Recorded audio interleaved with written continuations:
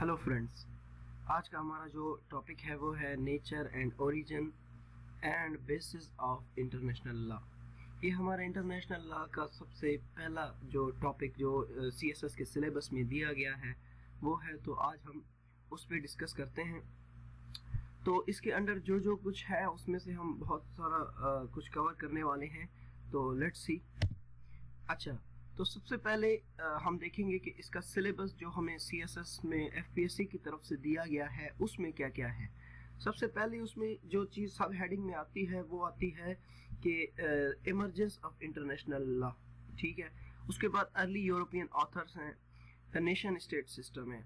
अच्छा फ्रेंड्स, मैं आपको यहाँ बता दूँ कि मैंने इस लेक्चर में ये अर्ली यूरोपियन ऑथर्स और नेशन स्टेट सिस्टम को डील नहीं किया है।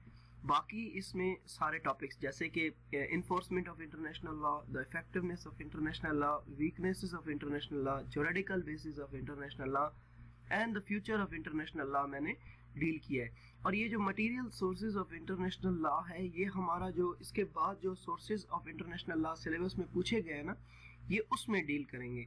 तो हम और इस पे ये जो अर्ली यूरोपियन ऑथर्स है या नेशन स्टेट सिस्टम है, इस पर इंशाल्लाह मैं एक अलग से जो है लेक्चर बनाऊंगा। तो देखते हैं, जैसा कि हमारा पैटर्न है कि हम सबसे पहले ये देखते हैं कि पास्ट पेपर में उस पे कौन से क्वेश्चंस पूछे गए हैं। तो 2015 में पूछा गया है कि what is the relationship between positive law theory, natural law theory and international law. इन ये दोनों जो फर्स्ट वाले जो नेचुरल लॉ थ्योरी है या नेचुरल लॉ थ्योरी या पॉजिटिव लॉ थ्योरी है, ये basically juridical basis of international law में हम इसको पढ़ेंगे और इनका रिलेशन और फिर इंटरनेशनल लॉ के साथ इनका रिलेशन और इन्होंने इंटरनेशनल लॉ के एवोल्यूशन में क्या कंट्रीब्यूट किया है वो इसमें पूछ रहा है। अच्छा, फिर 2016 में आया है कि define international law, discuss its nature and scope, to what extent it is relevant and effective in the modern times.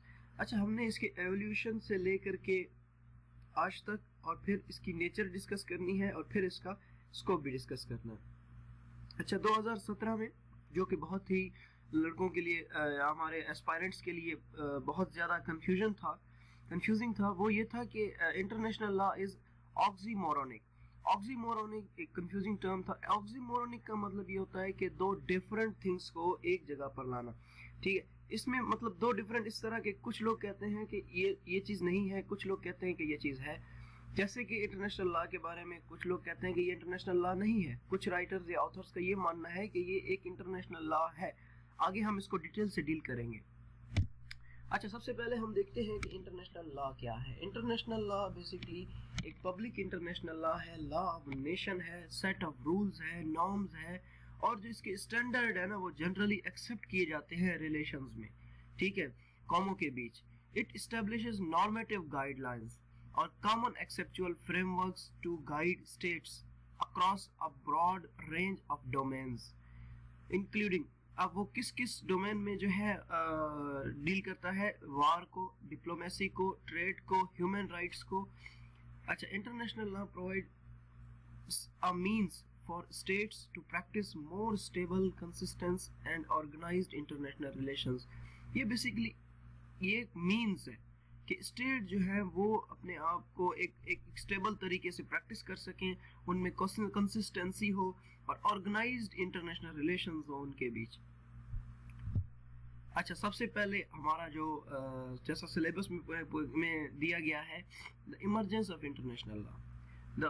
अच्छा, इसमें हम जो है देखते हैं कि इंटरनेशनल लॉ कैसे इवॉल्व हुआ और कहाँ से आया या और आज तक मतलब किस तरह इंटरनेशनल लॉ चल रहा है। सबसे पहला है the origin of modern system of international law, जो है वो 400 साल पहले से ट्रेस किया गया है। इसका जो कॉन्सेप्ट और प्रैक्टिसेस डेवलप है वो बेसिकली ट्रेस बैक किए जाते हैं एंशिएंट हिस्टोरिकल पॉलिटिक्स और thousands years of relation can be traced back to ancient historical politics and relationship thousands of years old, और उनके जो relations हैं वो 1000 years old है। important concepts जो है वो लिए गए हैं ग्रीक के सिटी स्टेट से, रोमन लॉ से या रोमन लॉ के कॉन्सेप्ट ऑफ आयस जेंटम से। which regulate the contract between Roman citizens and non-Roman citizens. ये जो आइस जेंटम है ये बेसिकली डील करता था कि रोमन्स और नॉन रोमन्स के बीच का रिलेशनशिप कैसा होना चाहिए. ये प्रिंसिपल यूनिवर्सल नहीं थे, ठीक है. ईस्ट एशिया में जो पॉलिटिकल थ्योरी थी वो बेस्ड थी इक्वालिटी ऑफ स्टेट्स पे. अच्छा, उसके साथ ये तो अब हमने ग्रीक और रोमन की बात की. जो ईस्ट एशिया था ना, उसमें बेसिकली जो थ्योरी काम करती थी वो इक्वालिटी ऑफ स्टेट काम करती थी, but rather the cosmological supremacy of the empire of China. Empire of China की कॉस्मोलॉजिकल सुपरमेसी के बजाय जो है ना वो इक्वालिटी पे बेस होती थी. अच्छा, मॉडर्न इंटरनेशनल लॉ जो है वो डेवलप हुआ है रिनाइसेंस यूरोप से. आज जो हमारे पास इंटरनेशनल लॉ है वो बेसिकली रिनाइसेंस एज के बाद जो है ना हमने मतलब इसको सही फॉर्म में देखा है, और ये strongly intertwined by with the development of Western political organization at that time. अच्छा, अब हम इसकी हिस्ट्री देखते हैं. तकरीबन 2000 बीसी पहले एग्रीमेंट होते हुए थे रूलर्स के बीच, सिटी स्टेट के लगाश और ओमा इन मेसोपोटामिया. ठीक है, दो रूलर थे. Agreement the rulers of the city state of Lagash और उम्मा मेसोपोटामिया में. ठीक है, ये बेसिकली एक स्टोन ब्लॉक पे इंस्क्राइब किए गए हैं. ठीक है, इनको स्टोन्स पे मिला. जैसे आर्कियोलॉजिकल स्टोन सर्च करते हैं तो आर्कियोलॉजिकल एविडेंसेस से हमें ये पता चला है कि उनके बीच एग्रीमेंट हुआ था. बेसिकली वो जो एग्रीमेंट था ना वो एक बाउंड्री को डिसाइड करना था उनके स्टेट्स के बीच. ठीक है, सिटी स्टेट्स के बीच. अच्छा, अब तकरीबन 1000 बीसी में an agreement was signed between Ramses II of Egypt and the king of the Hittites establishing eternal peace and brotherhood. एक और agreement Ramsay II of Egypt और किंग ऑफ हिटाइटिस के बीच हुआ था. ये जो एग्रीमेंट था इसका क्या मुकाम था कि पीस और ब्रदरहुड कायम करना उन दो नेशंस के बीच. ठीक है, और ये फिर क्या करते थे कि एक दूसरे की टेरिटरी की रिस्पेक्ट करते थे और इस्टेब्लिश करते थे. एक डिफेंसिव अलायंस उन्होंने इस्टेब्लिश किया था और एक दूसरे के एक दूसरे की जो टेरिटरी थी उसकी रिस्पेक्ट करते थे. ये agreement basically Ramsay II of Egypt और किंग ऑफ हिटिस के बीच इस्टेब्लिश हुआ था. अच्छा, इसके बाद हमारे पास आता है एंशिएंट ग्रीक्स. अच्छा, जो एंशिएंट ग्रीक्स जब उनके पास अलेक्जेंडर द ग्रेट से पहले ही उन्होंने बहुत सारी स्टेट्स बना चुके थे जो आपस में इंटरेक्ट करते थे वार और पीस में, और inter state culture evolved that prescribed certain rules of how these states would interact war और पीस में, और फिर उनके इंटर स्टेट रिलेशनशिप कैसे होंगे और वो स्टेट्स आपस में कैसे इंटरेक्ट करेंगे. ये अलेक्जेंडर द ग्रेट से पहले ही उनके पास ये रूल्स आ चुके थे. ये जो रूल्स थे अप्लाई नहीं करते थे कि इनको मतलब नॉन ग्रीक स्टेट के साथ भी ये किया जाए. ये जो थे सिर्फ ग्रीक्स के बीच ही रूल अप्लाई होते थे. Among themselves, the Greek interstate community resemble in some respect the modern international community. जो ग्रीक इंटरस्टेट कम्युनिटी थी ना उसकी जो रिजेम्बलेंस है वो आज के दौर में भी जो इंटरनेशनल कम्युनिटी है ना उससे भी इसकी रिजेम्बलेंस मिलती है. उसके बाद ग्रीक स्टेट के बाद हमारे पास आता है रोमन एम्पायर. रोमन एम्पायर ने कोई बेसिकली ऐसा कोई इंटरनेशनल लॉ तो डेवलप नहीं किया. ठीक है, it acted without regard to any external, मतलब ये किसी भी एक्सटर्नल फोर्स से बगैर मतलब जो है ना रूल करते थे. कोई ऐसा एक्सटर्नल सोर्स इनके पास नहीं आया था. Municipal laws governing the interaction between private Roman citizens and foreigners. उनका जो म्युनिसिपल लॉ था वो बेसिकली इंटरेक्शन कराता था तथा प्राइवेट रोमन सिटीजन्स और फॉरेनर्स के बीच. उनका म्युनिसिपल लॉ सिर्फ और सिर्फ इतना ही था कि उनके बीच के जो प्राइवेट रिलेशंस हैं सिटीजन्स के और फॉरेनर्स के उनको कैसे डील करना है. अच्छा, इन्होंने कुछ आइडियाज कोडिफाइड किए थे, बेसिक फेयरनेस, और एट्रीब्यूट किए थे some rules to an objective, जैसे इंडिपेंडेंट नेचुरल लॉ कहते हैं. ये जो these jusgentum ideas of fairness and natural law have survived and reflected in modern international law. ये जो इनके आइडियाज थे jusgentum और फेयरनेस के और नेचुरल लॉ के, ये सरवाइव कर गए और आज के मॉडर्न लॉ में मॉडर्न इंटरनेशनल लॉ में भी ये अपनी रिफ्लेक्शन देते हैं। अच्छा, उसके बाद हमारे पास अगला है early Islamic law. Early Islamic law में जो प्रिंसिपल है वो बेसिकली कंसर्निंग है मिलिट्री कंडक्ट के साथ। ठीक है, इसमें इस्लामिक लॉ में आप सबको पता ही है कि इस्लाम ने जो है सबसे पहले IHL पे जो है वो लॉ बनाया था कि हमने प्रिजनर्स को कैसे ट्रीट करना है, और सब चीज़ों पे जो है इसका जो बेसिक जो सेंटर है वो इंसान की फलाह व बहबूद थी और इंसानियत सबसे ऊपर थी। अच्छा, तो ये बेसिकली जो है ना, इसके जो प्रिंसिपल्स थे वो मिलिट्री कंडक्ट के साथ थे। Treatment of prisoner of war under the caliphate are consider precursor to international humanitarian law. For example, हमने जो है शेल्टर कैसे देना है, फिर उनको खाना कैसे देना है, फिर उनको कब क्लॉथिंग का क्या सीन है, उसकी कल्चर की रिस्पेक्ट करनी है, prevent any act of execution. ठीक है, उनको ठीक है एग्जीक्यूशन से किसी उनको बचाया जाए, रेप ना किया जाए और रिवेंज ना लिया जाए, और इस तरह के बहुत सारे ऐसे रूल्स बनाए गए थे जो कि हम CSS के holy prophet as a peace maker in Islamiyat हम पढ़ते हैं, तो उसमें ये सारे रूल्स डिटेल से दिए गए हैं। उसके बाद आता है नेशन स्टेट्स। ठीक है, पहले for the first time there was a real need for rules of international law. ठीक है, नेशन स्टेट्स के दौरान सबसे पहले जो है ना रूल्स की जरूरत पड़ी कि हमने जो है ना एक स्टेट को दूसरी स्टेट के साथ कैसे डील करना है। तो जब ये नीड हुई तो वहाँ पर जो है कोई भी एम्पायर या डोमिनेंट रिलीजियस लीडरशिप भी उस टाइम नहीं थी, क्योंकि नेशन स्टेट जब बनी वो ट्रीटी ऑफ वेस्टफेलिया के रिजल्ट में, तो उस टाइम हमारे पास कोई ऐसी रिलीजियस अथॉरिटी भी खत्म हो चुकी थी, पॉप का दौर खत्म हो गया था। तो मोस्ट ऑफ द यूरोपियंस जो थे उन्होंने क्या किया, जस्टिनियंस कोड ऑफ लॉ, ठीक है, रोमन एम्पायर से उन्होंने जो है उसको अडॉप्ट करने की कोशिश की, और the canon law of Catholic church, ठीक है, इंस्पायरेशन के लिए उन्होंने canon law of Catholic church, ये जो है ना यूरोपियंस ने इसको अडॉप्ट करने की कोशिश की, पहले जस्टिनियंस कोड ऑफ लॉ को और canon law of Catholic church को। ठीक है, लेकिन इसमें जब ये इंटरनेशनल ये जो ट्रेड उनके बीच होती थी ना, उसने बेसिकली उनको ज्यादा फोर्स किया कि भाई आप अपने अंदर कोई ऐसी गवर्निंग बॉडी या कोई ऐसा लॉ बनाएं जो कि उनके इंटरेस्ट को वो आगे ले जा सके और उनके सारे इंटरेस्ट को फुलफिल कर सके। तो इसलिए जो फिर उस टाइम जो मोस्ट इम्पोर्टेंट जो लॉ बनाया गया था वो मैरीटाइम लॉ थे नेशन स्टेट्स में। ठीक है, ताकि उनके जो ट्रेड के जो और रिक्वायरमेंट्स थी वो फुलफिल हो सके। अच्छा, इसके बाद स्टेट्स में क्या हुआ कि नेशन स्टेट्स में the Hanseatic league of the more than 150 entities in what is now Germany, Scandinavia and Baltic states developed many useful international customs। जो हैंसिएटिक लीग थी, तकरीबन इसमें 150 से ज़्यादा एंटिटीज थी, जो कि अब मतलब हैंसिएटिक लीग जहाँ पर जो कि अब है जर्मनी है, स्कैंडिनेविया और बाल्टिक स्टेट, इन्होंने बहुत सारी इंटरनेशनल कस्टम्स डेवलप की।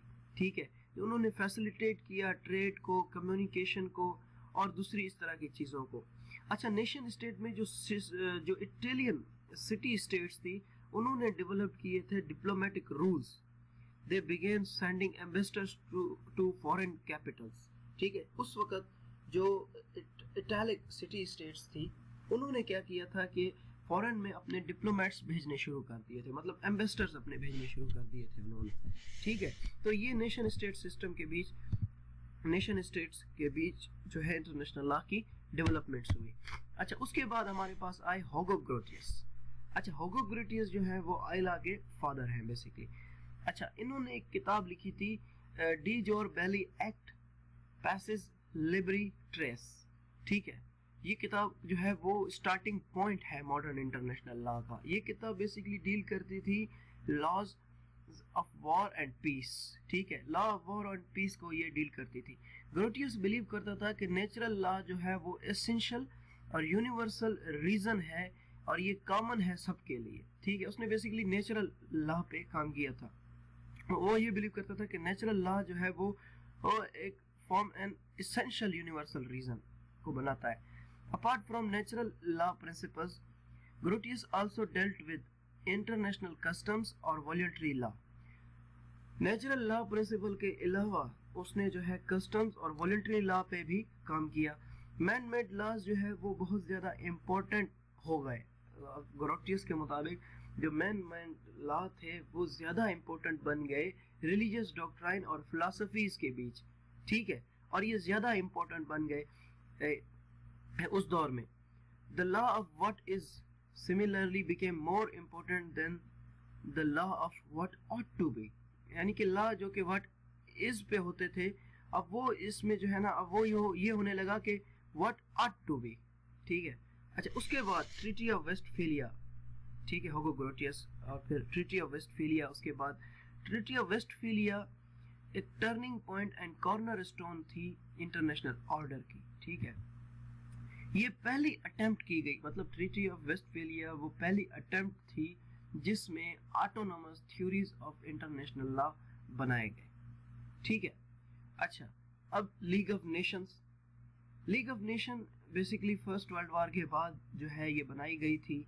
इसका मकसद था कि इन्वेजन्स को ख़त्म करना और उनके बीच एग्रीमेंट करना, इकोनॉमिक और मिलिट्री सैंक्शंस और मेंबर स्टेट के खिलाफ मिलिट्री और इकोनॉमिक सैंक्शंस करना जो कि एक्सटर्नल एग्रेशन करते हैं, ताकि जो है ना used external aggression to invade और कंक्वेयर अदर मेंबर स्टेट्स। अच्छा, उसके बाद इंटरनेशनल कोर्ट भी इस्टेब्लिश किया गया था जिसको the permanent court of international justice. इसका ये था कि ये आर्बिट्रेट करे dispute between nations without resorting to war. उसी वक्त ये जो लीग ऑफ नेशंस थी इसको बहुत से कंट्रीज ने उस टाइम साइन किया, लेकिन अनफॉर्चुनेटली ये बहुत ज़्यादा कामयाब नहीं हो सकी। उसके बाद फिर इंटरनेशनल लॉ में एक बहुत बड़ी कंट्रीब्यूशन है यूएन की, यानी कि the post war era United nation. ये सक्सेसफुली थी और फुल थी इंटरनेशनल लॉ को फॉर्मुलेशन में। इंटरनेशनल कॉपरेशन जो है वो ज़्यादा कॉमन हो गई, हालांकि यूनिवर्सल तो नहीं हुई लेकिन कॉमन हो गई। Importantly nearly 200 nations are now members and have voluntarily bound themselves to its charter। अब देखें 200 के करीब जो है अब यूएन के मेंबर हैं। 193 रिकॉग्नाइज्ड नेशंस हैं इस टाइम यूएन की, और इसके जो चार्टर है उसको फॉलो किया जाता है। मोस्ट पावरफुल नेशंस भी जो है इसको रिकॉग्नाइज करती हैं और इसको फॉलो करती हैं और इसको सपोर्ट करने की कोशिश करती हैं। International law of course only partly about the conduct of war, ठीक है। इंटरनेशनल लॉ बेसिकली जो है वो या खास करके या काफ़ी हद तक ये वार के बारे में है, ठीक है, लेकिन उसमें से बहुत सारे रूल्स जो हैं वो सिविल और उसके अलावा delivery of male, trade, shipping, air travel और इस तरह की काफ़ी चीज़ों के बारे में भी है। मतलब कि इंटरनेशनल लॉ जस्ट अब वार का लॉ नहीं रहा, ये जो है बाकी दूसरी सिविल चीज़ों को भी डील करता है। अच्छा, अब हमारे पास कंटेम्प्रेरी टाइम्स में जो आई लॉ चल रहा है उसमें दो चीज़ें हैं। पहली है मॉडर्न कस्टमरी इंटरनेशनल लॉ, दूसरा है मॉडर्न ट्रीटीज।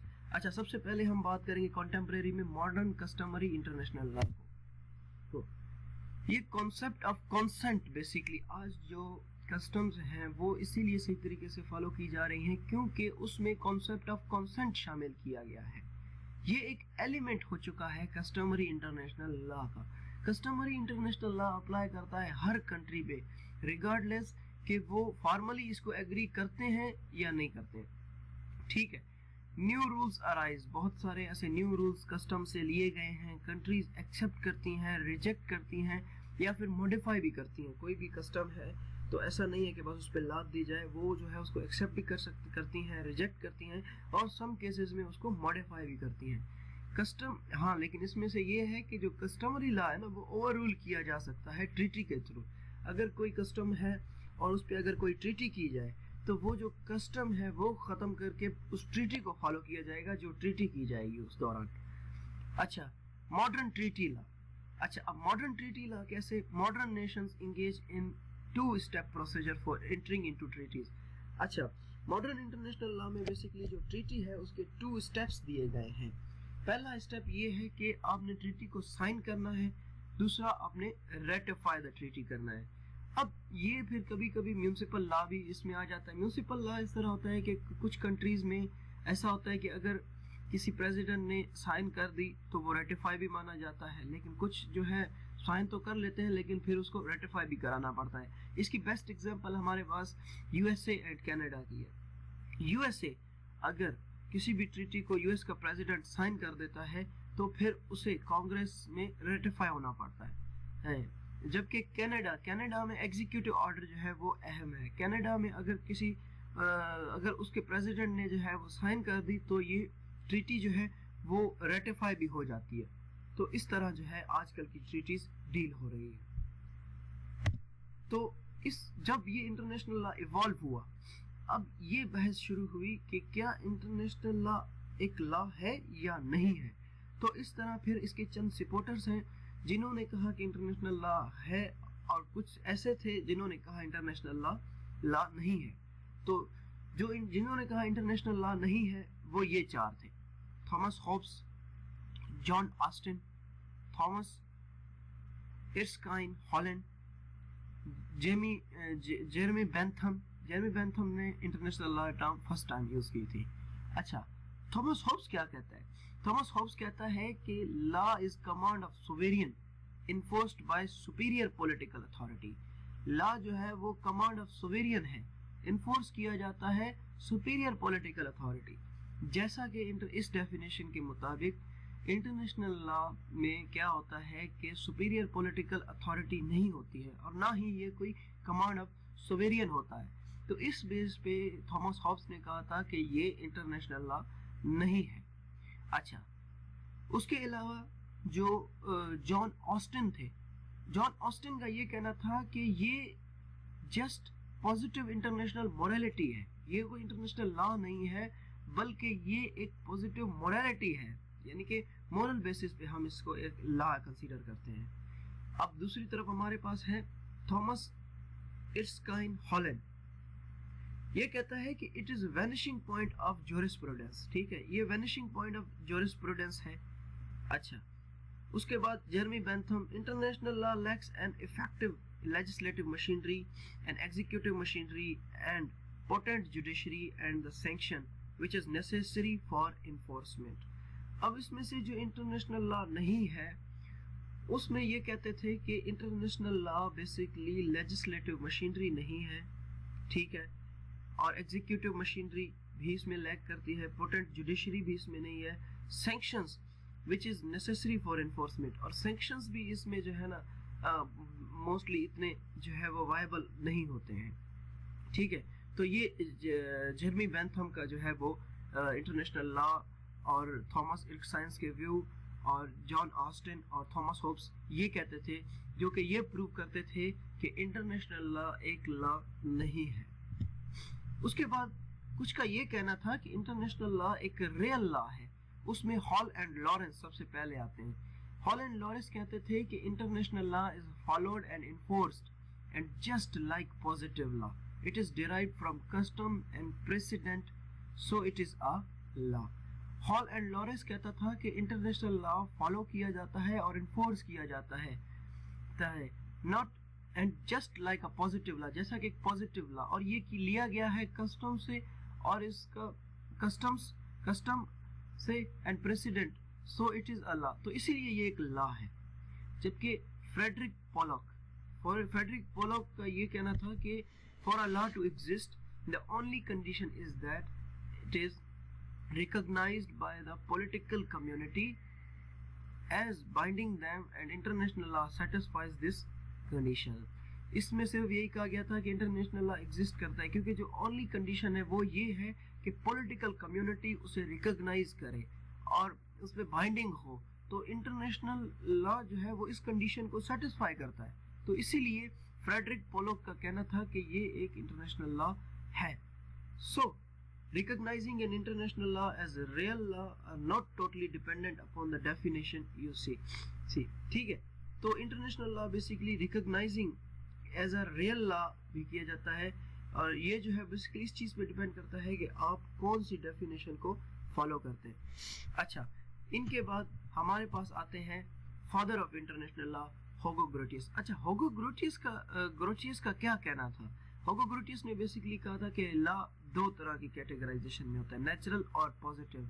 अच्छा, जो पॉजिटिव लॉ है वो मजीद डिवाइड होता है डिवाइन और ह्यूमन लॉ में, और फिर ह्यूमन लॉ डिवाइड होता है लॉ ऑफ नेशन में एंड सिविल और म्यूनिसिपल लॉ में। ठीक है, तो इस तरह जो है ये होगो ग्रोटियस का कॉन्सेप्ट था कि इंटरनेशनल लॉ के बारे में।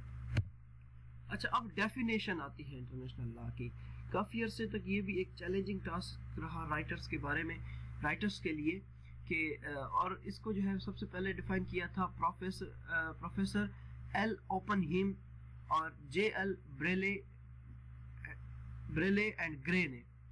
इन्होंने इसको जो है डिफाइन किया था कि लॉ ऑफ नेशन और international law is the name for the body of customary and conventional rules which are considered legally binding by the civilized states in their intercourse with each other। ठीक है, इसमें इन तीनों ने कहा था कि law of nation और international law जो है वो name for the body of customary और कन्वेंशनल रूल्स के लिए था, which are considered legally binding by the civilized states in their intercourse with each other। अब इसमें कुछ ऐसे फ्लॉज थे जो कि अगली डेफिनेशंस में कवर किए गए थे।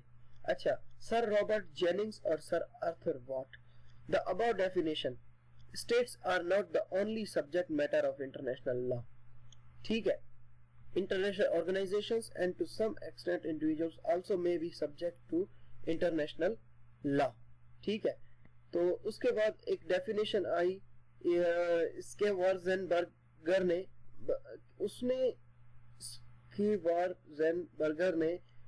उसने कहा था कि international law is the body of legal rules which apply between sovereign states and such other entities as have been granted international personality। ये एज अ होल डेफिनेशन आई थी कि इंटरनेशनल लॉ एक बॉडी ऑफ लीगल रूल्स है जो कि apply करता है sovereign states पे और इस तरह की दूसरी एंटिटीज पे as have been granted international personality, जिसको भी इंटरनेशनल पर्सनालिटी ग्रांट किया गया है। उसके बाद हमारे पास आता है नेचर ऑफ इंटरनेशनल लॉ। ठीक है, तो नेचर में क्या है कि status of international law is very controversial among jurist. जो स्टेटस है कि वो एक लॉ है या नहीं, ये तो बेसिकली एक कंट्रोवर्शियल इशू रहा है। ठीक है, और जो disagreement based at the core है वो डेफिनेशन ऑफ लॉ इटसेल्फ है। यानी कि जो बेसिक जो कंट्रोवर्सी है वो बेसिकली इसकी खुद की डेफिनेशन पे ही है कि वो बेसिकली किस चीज का लॉ है और किस चीज से डील करता है। तो इसका जो प्रेजेंट प्रैक्टिकल सिनारियो है वो ये है कि there are international legislations created nowadays as treaties and conventions। अब प्रेजेंट सिनारियो में इंटरनेशनल लेजिस्लेशंस क्रिएट की गई हैं और वो जो है ट्रीटीज और कन्वेंशंस पे होती हैं, और ये जो लेजिस्लेशंस हैं वो बाइंडिंग फोर्स रखती हैं और स्टेट जो है वो खुद को बाउंड करती हैं उन लेजिस्लेशन से, और इंटरनेशनल कम्युनिटी और UN act against violation of this legislation. कोई भी ऐसी लेजिस्लेशन दी गई है तो इंटरनेशनल कम्युनिटी और यूएन जो है वो इसके खिलाफ एक्ट करते हैं। सो yes, international law is in fact a real law, may be weaker than the municipal law, but still international law is law। तो अगर हम नेचर की बात करें तो नेचर ऑफ लॉ में ये है कि हाँ ये बेसिकली एक क्या है, रियल लॉ है। हाँ ये है कि ये म्यूनिसिपल लॉ से वीक है लेकिन ये इंटरनेशनल लॉ है और ये अभी तक एक लॉ कंसीडर किया जाता है। तो ये हो गई इसकी नेचर। अब जो अगली हेडिंग आती है हमारे पास, इन्फोर्समेंट ऑफ इंटरनेशनल लॉ। बहुत बड़ा एक क्वेश्चन रेज किया जाता है इस पे कि इन्फोर्समेंट ऑफ इंटरनेशनल लॉ पे। बहुत सारे जूरिस्ट क्लेम करते हैं कि hallmark of a system of law is that its rules are capable of being enforced against malefactors. बहुत सारे जूरिस्ट वो ये कहते हैं कि क्या ये जो है मैलफैक्टर्स के खिलाफ अप्लाई हो सकता है। नतीजतन one of the most frequent argument used against international law is that it is not true law because it is not generally enforceable। बहुत से जूरिस्ट ये आर्ग्यू देते हैं कि ये इंटरनेशनल लॉ नहीं है क्योंकि ये जो है जनरली इन्फोर्स नहीं किया जा सकता। तो यहाँ पर दो क्वेश्चन रेज होते हैं जब इसकी इन्फोर्समेंट का क्वेश्चन आता है। तो as a matter of principle does the existence of any system of law depends on the chances of effective enforcement. As a matter of principle क्या existence of any system of law depend करता है chances of effective enforcement. इसमें ये कहना चाहता है कि क्या मतलब अगर आप किसी भी लॉ को लॉ तब कहेंगे कि अगर उसकी इफेक्टिव इन्फोर्समेंट हो। दूसरा क्वेश्चन ये रेज होता है कि is it true that international law is not enforceable और इफेक्टिव। क्या वाकई ऐसा है कि इंटरनेशनल लॉ इफेक्टिव या इन्फोर्सेबल नहीं है। ठीक है, तो ये effective of international law basically. तो इसमें हम फिर उसके मेथड देखते हैं कि मेथड क्या है एनफोर्समेंट के। इसका सबसे पहला मेथड है सिक्योरिटी काउंसिल। यूएन चार्टर के अंडर सिक्योरिटी काउंसिल इन्फोर्स कर सकती है कोई भी एक्शन, जो कोई भी एक्शन इन्फोर्स कर सकती है कि किसी भी स्टेट को ये कह सकती है कि आप कोई भी एक्शन लें किसी भी स्टेट के खिलाफ जो पीस को हार्म कर रही है या कोई अग्रेशन कर रही है या किसी या पीस को ब्रीच कर रही है। तो सिक्योरिटी काउंसिल ऑथोराइज करती है कि वो एक्शन ले। ठीक है, सिक्योरिटी काउंसिल एक रेजोल्यूशन पास करती है जिससे एक स्टेट को अथॉरिटी मिलती है कि वो जाकर के एक्शन ले। और मोस्टली सिक्योरिटी काउंसिल जो है वो मिलिट्री एक्शन लेने पे कहती है। मिलिट्री एक्शन की अगर हम एग्जांपल लें तो यूएन ने कोरिया में मिलिट्री एक्शन लिया था 1950 में, और इराक के खिलाफ 1990 और 2000 में सिक्योरिटी काउंसिल की इन्फोर्समेंट के बाद एक्शंस लिए गए थे। मतलब इन्फोर्समेंट हुई थी इंटरनेशनल लॉ की। अच्छा, दूसरी अगर हम मेथड देखें तो loss of rights and privileges. International law में आपके जो राइट्स होते हैं वो खत्म हो जाते हैं। आपको जो प्रिविलेजेस एक इंटरनेशनल कम्युनिटी की तरफ से मिल रही होती है वो आपकी खत्म हो जाती हैं। इसकी एग्जांपल अगर हम लें तो 1982 में UK broke diplomatic relation with Argentina after its invasion of Falkland islands. जब अर्जेंटीना ने फॉल्कलैंड आइलैंड को इन्वेड किया तो यूके ने अपने डिप्लोमेटिक रिलेशंस उसके साथ सारे तोड़ दिए थे 1982 में। इसी तरह एक और एग्जांपल है loss of legal rights and privileges की। 1979 और 80 में the USA froze Iranian assets after the unlawful seizure of its embassy in Tehran। जब ईरानियन ने अमेरिकन एम्बेसी को सीजर कर लिया अनलॉफुली, तो अमेरिका ने क्या किया था कि ईरान के सारे एसेट्स जो थे उनको फ्रोज कर दिया था।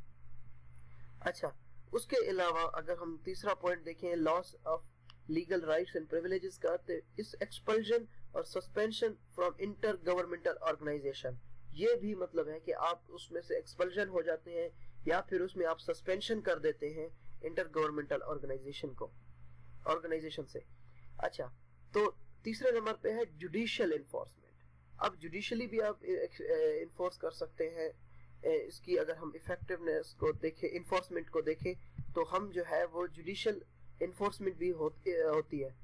The sentences of 14 years imprisonment imposed in the prosecutor versus Thomas Lubanga Diallo for war crimes। war crimes के लिए ठीक है, एक शख्स को 14 साल के लिए जो है वो इम्प्रिजन कर दिया गया था।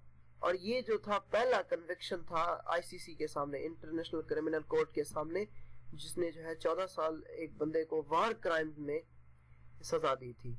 और स्टेट जो है वो, अच्छा, जुडिशियल इन्फोर्समेंट में एक बात ये भी है कि जो स्टेट है ना वो मजबूर नहीं किए जा सकते कि वो आईसीजे का यूज करें। ठीक है, तो इससे जो है जुडिशियल इन्फोर्समेंट साबित होती है। अच्छा, इफेक्टिवनेस ऑफ इंटरनेशनल लॉ। अब इफेक्टिवनेस ऑफ इंटरनेशनल लॉ, ये इंटरनेशनल लॉ के सिलेबस की एक हेडिंग है। इसमें हम ये देखेंगे कि it has already been suggested that great majority of the rules of international law are followed consistently even today as a matter of course. कि इंटरनेशनल लॉ के जो है बहुत सारे रूल्स आज भी फॉलो किए जाते हैं as a matter of course. ये एक नॉर्मल कहा जाता है कि इंटरनेशनल लॉ को ओबे किया जाए। This is something that is overlooked by some critics of the system, and it goes a long way to refute their claims that their international law is nothing more than a haphazard collection of principles that can be ignored at will.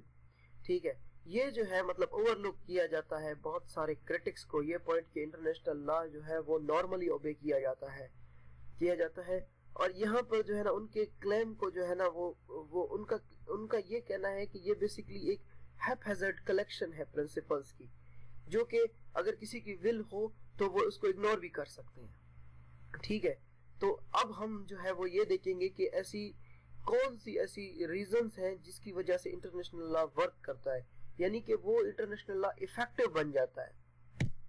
सबसे पहले है the common good, sorry ये common good है, अच्छा, based on common self interest and necessity. ठीक है, तो ये किस चीज पे बेस करता है? Common self interest and necessity पे। ठीक है, सबका मतलब भला होगा इसमें ये है कि international law is need in order to ensure a stable and orderly international society. इसकी नीड इसलिए है ताकि एक स्टेबल और ऑर्डरली इंटरनेशनल सोसाइटी बनाई जाए, resources in high sea and ocean उनको एक्सट्रैक्ट किया जाए और इन्वायरमेंट और क्लाइमेट को बचाया जाए। अब ये जो सारी चीजें हैं ये सब के लिए कॉमन नीड्स है। ठीक है, मतलब हाई सीज में सबको रिसोर्सेज निकालने हैं, ओशियंस में जाके काम करना है, इन्वायरमेंट को प्रोटेक्ट करना है और क्लाइमेट को डील करना है। तो इस तरह से ये जो है ना एक कॉमन इंटरेस्ट हो जाता है। ठीक है, उसके अलावा दूसरे नंबर पे है, दूसरी रीजन है साइकोलॉजिकल रप्किन। साइकोलॉजिकल रप्किन में ये है कि इंटरनेशनल लॉ बेसिकली एक को तोड़ना एक साइकोलॉजिकली अच्छा नहीं माना जाता है। उसके बाद practitioners of international law, practitioners of international law के हैं फॉरेन ऑफिस है, लीगल डिपार्टमेंट है, गवर्नमेंट ऑफ वर्ल्ड गवर्नमेंट है और इंटरनेशनल ऑर्गेनाइजेशंस है। ठीक है, ये जो है ना प्रैक्टिशनरीज ऑफ इंटरनेशनल लॉ है। उसके बाद चौथी जो रीजन है वो है flexible nature of international law.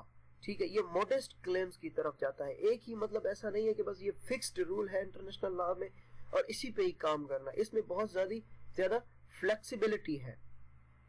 ठीक है, अच्छा, तीसरे है पांचवा है पॉलिटिकल कॉस्ट।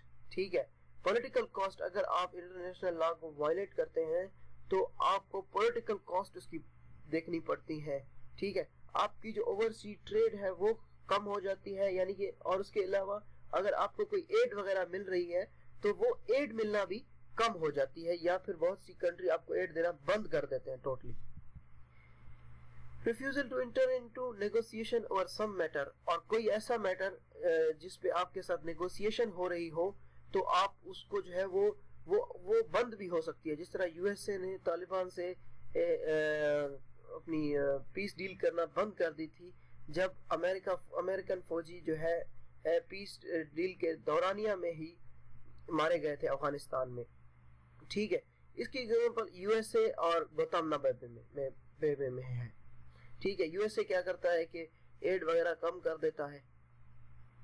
अच्छा, सैंक्शंस भी एक इम्पोर्टेंट रोल प्ले करते हैं। सैंक्शंस जो है वो आप सैंक्शंस एक किस्म का जो है ना, जिस तरह ईरान पे इस टाइम सैंक्शंस हैं, तो ये जो चीजें हैं ना इंटरनेशनल लॉ की इफेक्टिवनेस को साबित करते हैं।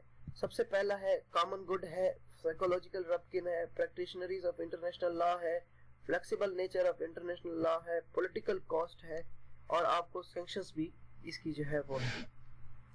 अच्छा, वीकनेसेस ऑफ इंटरनेशनल लॉ, इसमें से ये भी एक सिलेबस की अगली हेडिंग है कि इंटरनेशनल लॉ की कौन कौन सी वीकनेसेस हैं। इसमें जो पैटर्न है वो कहता है कि for institutional point of view international law एक वीक है और इसमें कोई लेजिस्लेटिव सपोर्ट नहीं है। There is international court of justice but the function और takes case on the basis of mutual consent of state. International court of justice तो है लेकिन वो केस तभी लेता है जब म्यूचुअल कंसेंट हो स्टेट्स की। ठीक है, इसके पास कोई पावर नहीं है कि वो कोई डिसीजन इंप्लीमेंट करा सके। तो ये पैटर्न जो है इसके वीकनेसेस पे इसने बोला है। उसके बाद दूसरा है कार्बेट कहता है the main course of weaknesses of international law The main cause of weaknesses of international law is the lack of social solidarity among highly civilized state. जो मेन कोर्स ऑफ वीकनेसेस है वो ये है कि social solidarity की कमी है highly civilised state में। ठीक है, अब जो इसकी मेन वीकनेसेस हैं वो हम देखते हैं। सबसे पहले तो इसमें लॉ मेकिंग अथॉरिटी नहीं है। दूसरी इसमें वीकनेसेस यही है कि इसमें कोई मतलब कि इम्प्लीमेंटेशन मैकेनिज्म नहीं है, कोई एग्जीक्यूटिव अथॉरिटी नहीं है। उसके बाद कंपल्सरी ज्यूरिसडिक्शन जो है ना वो ट्रू सेंस में नहीं है इसके पास। उसके बाद चौथे नंबर पे है lack of power to punish, weak sanctioning power. States are not really bothered to a greater extent. ठीक है, International Court of Justice is not a compulsory jurisdiction. ICJ की कोई भी compulsory jurisdiction नहीं है। State choose their comfort based on requirements. ठीक है, अपनी requirement के हिसाब से अपने comfort को states choose करती हैं। International laws cannot interfere with the state laws. As state laws doesn't allow to interfere. ठीक है, इंटरनेशनल लॉ जो है वो इंटरफेयर नहीं कर सकता स्टेट लॉज के साथ। Article 2 sub clause 7 of UN charter, UN is not competent to interfere in the domestic matter of state.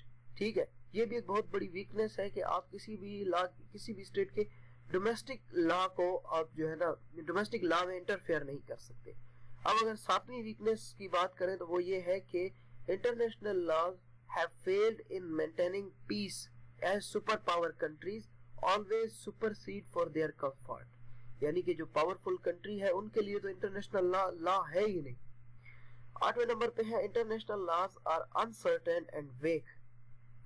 International law एक तो इतनी क्लियर नहीं है कि भाई मतलब इतनी इजीली अंडरस्टैंडेबल नहीं है। ठीक है, तो इंटरनेशनल लॉज जो है वो एक laws are not as certain as municipal law. एक तो मतलब ये ज्यादा फ्लेक्सिबल है, इतने सर्टेन नहीं है जितना एक म्युनिसिपल लॉ है उतना सर्टेन नहीं है ये। और ये जो है ना सैंक्शनिंग पावर में भी फेल हो चुका है इंटरनेशनल लॉ, और कीपिंग पीस एंड ऑर्डर में भी इंटरनेशनल लॉ जो है वो फेल हो चुका है क्योंकि इसमें अनसर्टेनिटी का एलिमेंट बहुत ज्यादा है। अच्छा, coin versus can 1876। There is no such institution or body which can enact laws for sovereign states, and there is no court also which can enforce its decisions and to bind the states. Cohen versus Ken कहता है ने कहा है 1876 में कि कोई भी ऐसी इंस्टीट्यूशन और बॉडी नहीं है जो कि सोवेरियन स्टेट के ऊपर लॉ को लागू कर सके, और कोई भी ऐसा कोर्ट भी नहीं है जो कि अपने डिसीजन को इन्फोर्स करा सके या फिर किसी स्टेट को बाइंड करा सके। ये थी वीकनेसेस ऑफ इंटरनेशनल लॉ। अब हम इनको कैसे डील करेंगे कि कौन से ऐसे मेथड्स को हम फॉलो करके इनको डील कर सकते हैं। सबसे पहले तो इसकी वीकनेसेस को खत्म करने के लिए सबसे जो पहला सजेशन है वो ये है कि proper codification of international law की जाए, प्रॉपर एग्जीक्यूटिव मैकेनिज्म बनाया जाए। उसके अलावा इंटरनेशनल कोर्ट ऑफ जस्टिस को कंपल्सरी ज्यूरिसडिक्शन दी जाए। उसके बाद यूएनओ की पावर को एक्सटेंड किया जाए कि वो इंश्योर करे कि it got the authority to intervene internal matters of state. UN को इतनी अथॉरिटी दी जाए कि वो इंटरनल मैटर्स में इंटरफेयर कर सके। Developing the proper mechanism to review international law in timely basis and implementation. International law का प्रॉपर मैकेनिज्म बनाया जाए जो कि उसको रिव्यू करे और उसको टाइमली बेसिस पे जो है इम्प्लीमेंट करा सके। अच्छा, consistency in adhering to the international law by states to be encouraged and punishing towards such obligation. तो कंसिस्टेंसी होनी चाहिए किस में, adhering to international law by the states, ताकि इनकरेज किया जाए या फिर पुश किया जाए उस ऑब्लिगेशंस की तरफ। ऐसी जो ऑब्लिगेशंस हैं उसके साथ स्टेट्स को एडहेर होना चाहिए ताकि जो है ना इससे उसको इनकरेजमेंट मिले कि उसको फॉलो किया जाए। अच्छा, juridical basis of international law, ये हमारे इंटरनेशनल लॉ के सिलेबस की अगली हेडिंग है, the juridical basis of international law. इसमें कहता है if then we accept that international law is law albeit a very different kind of law from that which we find in national legal system। ठीक है, इसमें सबसे पहला जो question है वो ये है कि from where does it derives its legal validity. पहला क्वेश्चन जो इंटरनेशनल लॉ, अगर हम मतलब ये मान लें कि इंटरनेशनल लॉ एक लॉ है, तो हम इसकी जो वैलिडिटी है वो हम कहाँ से लाएंगे। तो उसमें ये जो है ना 3 क्वेश्चंस इमर्ज होते हैं। पहला क्वेश्चन है कि हम इसकी वैलिडिटी कहाँ से लाते हैं। दूसरा क्वेश्चन है कि ज्यूरिडिकल ओरिजिन और सोर्स ऑफ इंटरनेशनल लॉ क्या है, ठीक है, और क्यों ये एक लॉ क्यों है। ये जो क्वेश्चंस हैं इन्होंने vexed these are questions that have vexed jurists for many years and a number of theories have been developed, ठीक है। तो इन्होंने ये जो क्वेश्चंस थे इन्होंने बहुत ज्यादा यानी कि जूरिस्ट के सामने क्वेश्चंस इमर्ज किए, तो फिर उसके नतीजे में ये थ्योरी सामने आई। पहली थ्योरी है नेचुरलिस्ट थ्योरी। ये कहती है कि एक हायर रीजन है कि why law is the law. वो हायर रीजन क्या है नेचुरलिस्ट थ्योरी के मुताबिक? वो है मोरालिटी, यूनिवर्सल प्रिंसिपल या रिलीजियस ड्यूटीज या इस तरह की और चीजें। दूसरे नंबर पे जो थ्योरी है वो है पॉजिटिविज्म थ्योरी, ठीक है। पॉजिटिविज्म थ्योरी ये कहती है कि पॉजिटिव लॉ जो है वो ह्यूमंस के तहत बनाया गया, यानी ह्यूमंस ने बनाया है। इंटरनेशनल इसमें जेरमी बेंथम ये कहते हैं कि इंटरनेशनल लॉ एक एग्रीमेंट है सोवेरियन के बीच, और ये डिवाइड किया जा सकता है कैटेगरीज में। किन कैटेगरीज में? पब्लिक और प्राइवेट में। इसमें जो पब्लिक है उसका मतलब है स्टेट, और जो प्राइवेट है इसका मतलब है इंडिविजुअल। सो ये जेरमी बेंथम का व्यू था पॉजिटिव थ्योरी में। उसके बाद अगली आती है कंसेंट थ्योरी। कंसेंट थ्योरी ये है कि state consent is the method whereby states identify and acknowledge the rules they consider binding upon themselves, ठीक है। बेसिकली जो स्टेट कंसेंट थ्योरी है उसका ये है कि स्टेट कंसेंट बेसिकली एक मेथड है जिससे स्टेट्स आइडेंटिफाई करती हैं और एक्नॉलेज करती हैं रूल्स को, जिससे वो खुद को बाइंडिंग कर लेती हैं, ठीक है। उसके बाद चौथे नंबर पे है auto limitation theory. Auto limitation theory कहती है कि voluntary restriction or auto limitation of sovereignty of states by giving their assent to international law। voluntary restriction करती हैं या फिर वो auto limitation करती हैं sovereignty of states को, कि वो अपनी assent देकर, अपनी मंजूरी देकर की। उसके बाद fundamental rights theory. Fundamental rights theory ये कहती है कि man is entitled to basic rights, right to life, dignity etcetera, ठीक है। इस थ्योरी के मुताबिक आदमी जो है वो इंटाइटल है बेसिक राइट्स के लिए, मतलब राइट टू लाइफ या राइट ऑफ डिग्निटी और इस तरह के और ह्यूमन राइट्स के लिए। उसके बाद जो छठे नंबर पे ज्यूरिडिकल बेसिस है वो है पैक्टा संट सर्वांडा। पैक्टा संट सर्वांडा में ये है कि treaties should be complied with, ठीक है, यानी कि आपने अगर कोई भी एग्रीमेंट वगैरह किया है तो वो आपको मेंटेन रखना है। तो ये ज्यूरिडिकल बेसिस दी जाती हैं इंटरनेशनल लॉ की। यहाँ इन बेसिस ये जो थ्योरीज हैं इससे जो है इंटरनेशनल लॉ की वैलिडिटी का पता चलता है। अब लास्ट में हमारे पास है the future of international law. अच्छा, फ्यूचर ऑफ इंटरनेशनल लॉ में है the decades of international law has come and gone and international community has enacted the 21st century, has entered the 21st century.